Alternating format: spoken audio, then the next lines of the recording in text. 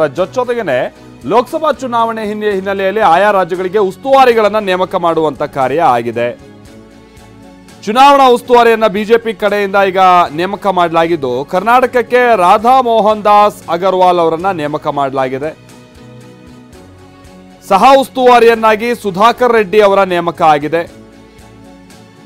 ಬಿಹಾರಕ್ಕೆ ವಿನೋದ್ ತಾವ್ಡೆ ಹಾಗೆ ದೀಪಕ್ ಪ್ರಕಾಶ್, ಅಂಡಮಾನ್ ನಿಕೋಬಾರ್ಗೆ ವೈ ಸತ್ಯಕುಮಾರ್, ಅರುಣಾಚಲ ಪ್ರದೇಶಕ್ಕೆ ಅಶೋಕ್ ಸಿಂಘಾಲ್,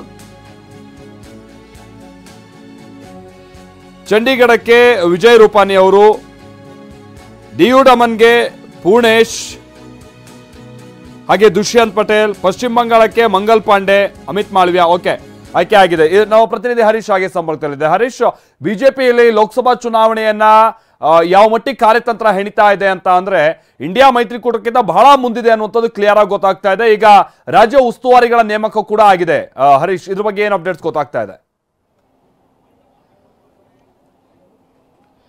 ಹೌದು ಮಾಲ್ತೇಶ್, ಈಗ ಇಂಡಿಯಾ ಮೈತ್ರಿಕೂಟದ ನಾಯಕರುಗಳು ಸೀಟು ಹಂಚಿಕೆಯಲ್ಲಿ ಬ್ಯುಸಿಯಾಗಿದ್ರೆ ಮತ್ತೆ ಒಂದೊಂದೇ ರಾಜ್ಯಗಳಲ್ಲಿ ಗೊಂದಲಗಳು ಜಾಸ್ತಿ ಆಗ್ತಾ ಇದ್ರೆ, ಇನ್ನೊಂದು ಕಡೆ ಬಿಜೆಪಿ ಬಹುತೇಕ ರಾಜ್ಯಗಳಲ್ಲಿ ಹೆಚ್ಚಿನ ಸ್ಥಾನಗಳನ್ನು ಗೆಲ್ಲಬೇಕು ಅನ್ನುವಂಥ ನಿಟ್ಟಿನಲ್ಲಿ ಕಾರ್ಯತಂತ್ರವನ್ನು ರೂಪಿಸ್ತಾ ಇದೆ.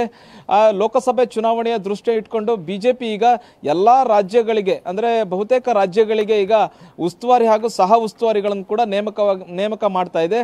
ಕರ್ನಾಟಕಕ್ಕೆ ಉತ್ತರ ಪ್ರದೇಶದ ಸಂಸದರಾಗಿರ್ತಕ್ಕಂತಹ ರಾಧಾ ಮೋಹನ್ ದಾಸ್ ಅಗರ್ವಾಲ್ ಅವ್ರನ್ನ ನೇಮಕವನ್ನ ಮಾಡಿದೆ. ಮತ್ತೆ ಸಹ ಉಸ್ತುವಾರಿಗಳನ್ನಾಗಿ ಸುಧಾಕರ್ ರೆಡ್ಡಿ ಅವರನ್ನು ಕೂಡ ನೇಮಕ ಮಾಡಿರುವಂತಹದ್ದು. ಮುಖ್ಯವಾಗಿ ಪ್ರತಿ ರಾಜ್ಯದ ಒಂದೊಂದು ಸೀಟು ಕೂಡ ಬಿಜೆಪಿಗೆ ಬಹಳಷ್ಟು ಮುಖ್ಯ ಆಗುತ್ತೆ.